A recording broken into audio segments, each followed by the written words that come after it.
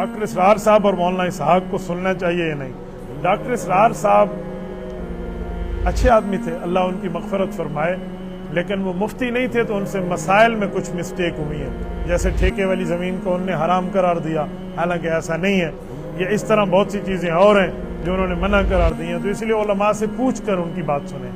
رہ گیا مولوی اسحاق جھالوی، یہ صحابہ کرام کا گستاخ تھا، اس نے حضرت عمر، حضرت عثمان، حضرت معاویہ کے خلاف غلط زبان استعمال کی ہے، ایسے آدمی سے 100% بچیں۔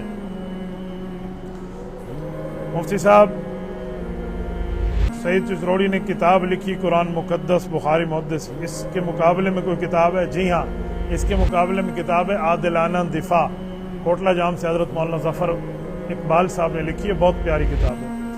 مفتی صاحب بہت سے لوگ شارٹ بولتے ہیں، مثلا نعمان کو نومی بولتے ہیں، ابو بکر کو بکر بولتے ہیں، ایسا بولنا گناہ ہے، اور عبداللہ کو پھر اللہ بولیں گے، عبد الرحمن کو رحمان بولیں گے، یہ پتہ نہیں کیسا شارٹ ہے۔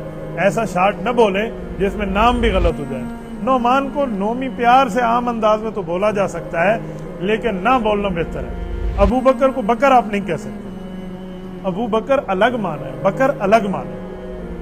بکر کا مطلب ہوتا ہے پہل کرنا، ابو بکر کا مطلب ہوتا ہے سب سے پہلے پہل کرنے والا، تو فرق ہے اس میں۔ بکر ہر پہل کو کہتے ہیں، ابو بکر صرف پہلے کو کہتے ہیں جس نے اسلام میں ایمان لانے میں سب سے پہلے پہل کی ہے، تو اس لیے جو نام ہونا چاہیے وہ پورا نام بولے۔ ہمارے ہاں لوگ نام کوئی اور ہوتا ہے، اچھا نام ہوتا ہے، اس کی جگہ کچھ اور۔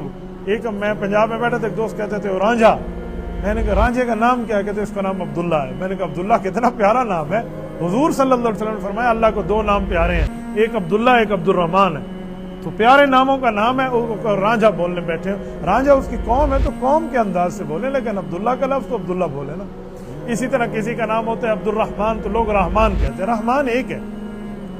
جیسے عبداللہ لڑکے کو اللہ نہیں کہا جا سکتا، ایسے عبد الرحمن کو رحمان بھی نہیں کہا جا سکتا۔